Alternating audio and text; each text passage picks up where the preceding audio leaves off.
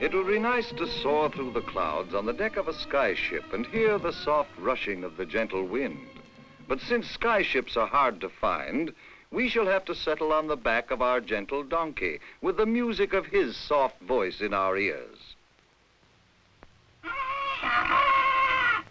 Soft voice.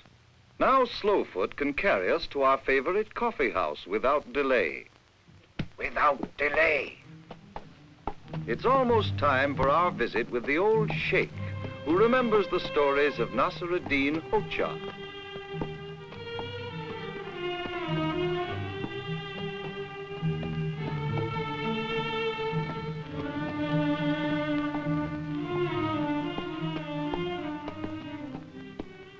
Excuse me, Hamid. Will you let my donkey take a drink, please? Don't you know better than to disturb a thinking man when he's using his brains? The only thing you were using is what you sit on. Just happen to be solving the problems of the world, that's all. By lying flat on your back? You know an easier way to solve them? Quiet, Snout-Nose.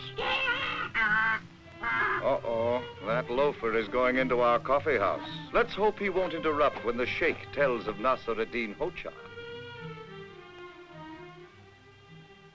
Tell me, what else is in the paper, Burhan? The Americans are looking forward to more cooperation with our country, Effendi. Is that so? Well, we don't want their cooperation. Hamid. How do we know what they'll want from us in return? They're trying to help us, Hamid. Is that a crime in your eyes? The Americans ought to leave the world alone. You may appear wise among fools, Hamid, but among wise men you sound foolish. The Americans are trying to be helpful, but Hamid is suspicious. Well, and if they were not at all interested in our welfare, how selfish you would think them.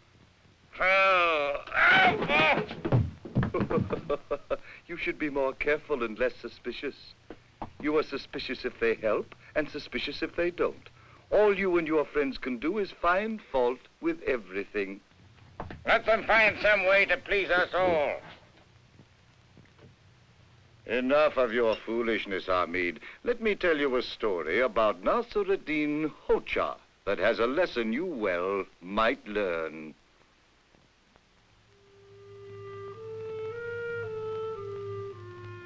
On one rare sunny morning, when wind and rain were at rest, Nasr-ed-din Hocha was busy resting too.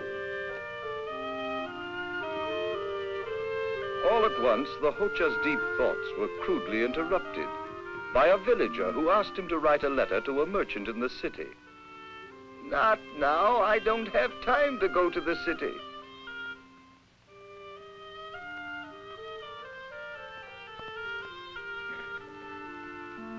After thinking about this answer for a few minutes, the villager again disturbed the Hocha.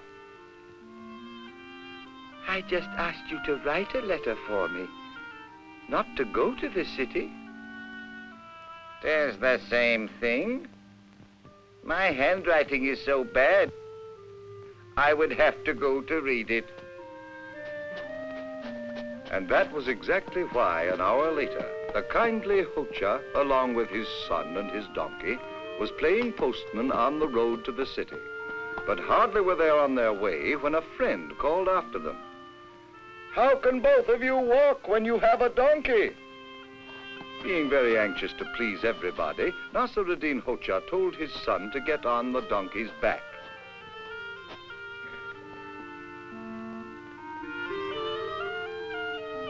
And as soon as the boy was settled, off they went.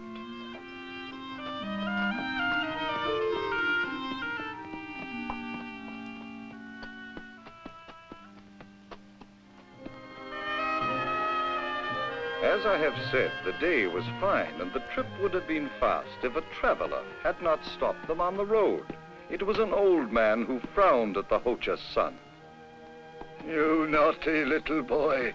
You ride on the donkey while your tired old father has to walk. I've half a mind to teach you a thing or two.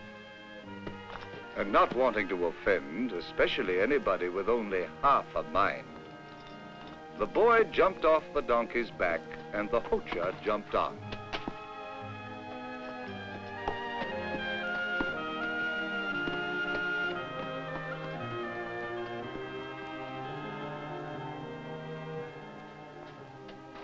The next person they met on this road was a tired mother who was most indignant. "How dare you ride while your poor, weak boy walks? Shame on you, Hocha." And without a word, the Hocha let his son climb on behind him, for he was still very anxious to please everybody.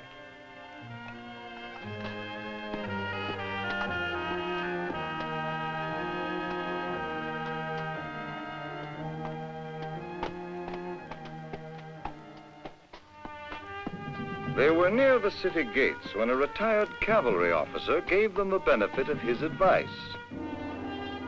How can the two of you burden that valiant animal? Don't misuse the beast or you'll be sorry when you need him. And believe it or not, Nasr-ed-din Hocha was still very anxious to please.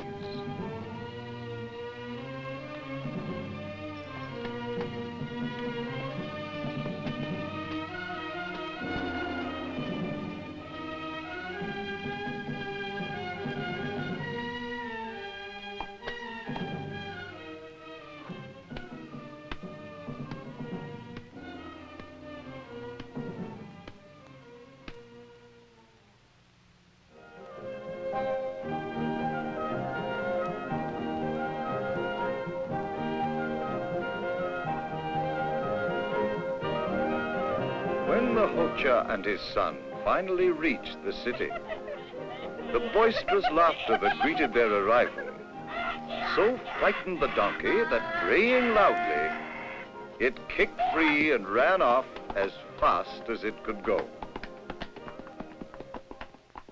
But wise as ever, the Hocha drew a lesson from his bitter experience. "We have lost the donkey, my son, but we have learned one thing, that when one tries to please everybody, he pleases no one, not even himself." And so you see, the Hocha has shown that it would be impossible for the Americans to please everybody, try as they may.